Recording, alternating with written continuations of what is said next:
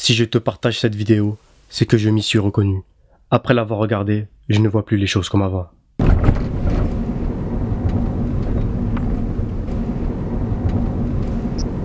On est dans une situation critique, ya Ikhwan. On est dans une situation de cancer, de phase finale du cancer de la foi, ya Ikhwan.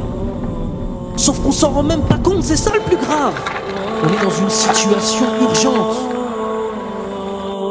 Combien d'entre nous n'arrivent pas à dormir la nuit par rapport à ce qui se passe à nos frères et sœurs? Allah, combien? Allah.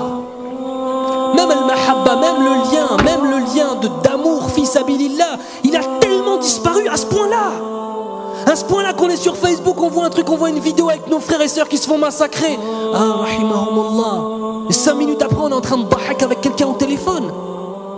Nos cœurs, ils sont morts à ce point-là, subhanallah. Au point que si quelqu'un, on ne le connaît pas, on ne sait pas l'aimer. C'est ça l'amour, fils abilillah. Aimer pour Allah, c'est réussir à aimer quelqu'un que tu n'as jamais vu de ta vie, Yahri.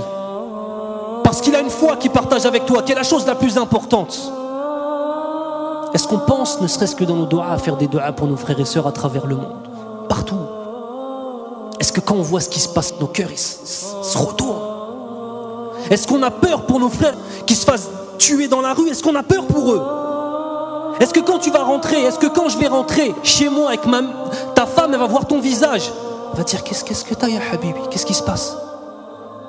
Tellement ça va se voir sur nos visages. Quand tout ça, c'est notre relation avec Allah Azza wa Jal qui n'est pas assez forte, ni plus ni moins. Ni plus ni moins que ça. On est loin, ya Ikhwan. On est extrêmement loin. Extrêmement loin.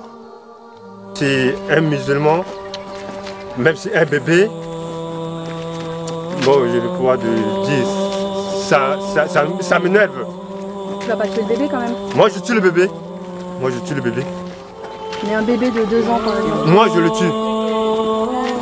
Mais 1 an, même si avec les femmes avec des grossesses, moi, je le tue. Si le musulman ne parte pas dans les kilomètres 5, nous les Antilles, nous devons aller pour prendre tout le reste des musulmans là-bas pour manger. Parce que le musulman c'est bon pour manger.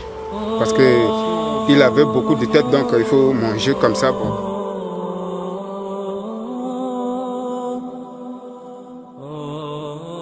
Le corps brûlé, on coupe la tête, jetée. Et prenez la terre pour taper avec le ballon. Ce n'est pas ça. On coupe notre corps là pour manger. Est-ce que dans nos yeux, est-ce qu'on mange le corps des gens? On ne mange pas.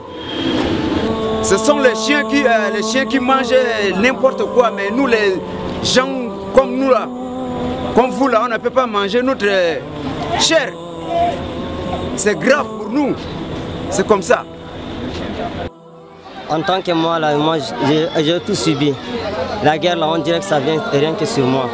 Ils ont tué ma mère et mon père. Il ne reste que moi. Je suis seul maintenant. Je ne sais pas là où j'allais. C'est pour cela que je suis resté ici, à la base des réfugiés. Et moi, j'ai parti à l'école. J'ai promené. À mon retour, les anti-Balaka sont attaqués. Et je suis précipité d'aller à la maison. Je n'y suis pas arrivé. Et ils m'ont dit que ils ont tué mon père et ma mère. L'histoire d'un homme que j'ai rencontré ce matin au camp réfugié, il est en train de me raconter une histoire réelle qu'il a vécue sur le terrain. L'histoire c'est quoi? On a tué son fils, on l'a obligé de manger la chair de son propre fils. Il l'a mangé par obligation, mais ce dernier, il parlait en pleurant. Il me dit s'il pouvait pleurer avec du sang à lait, il le fera. Vraiment, et il a dit adieu à la viande. Lui, il va plus jamais manger de la chair, que ce soit la chair des animaux, comme poissons, etc. Il a juré de ne plus manger la viande parce qu'on l'a obligé de manger la chair de son fils, mes frères. C'est vraiment terrible. Ces gens-là, ce sont eux qui nous aident ici à vivre. Sans eux, on serait déjà morts. Parce que les vivres ils nous amènent des vivres chaque fois. Nous mangeons grâce à eux une fois par jour. Mais ça ne nous dérange pas. L'essentiel, c'est de vivre. Mais seulement, nous remercions beaucoup l'opinion internationale ainsi que les bienfaiteurs. Nos bienfaiteurs que vous êtes, alors nous vous encourageons de continuer à agir de la même façon pour ne pas que nous mourions de faim.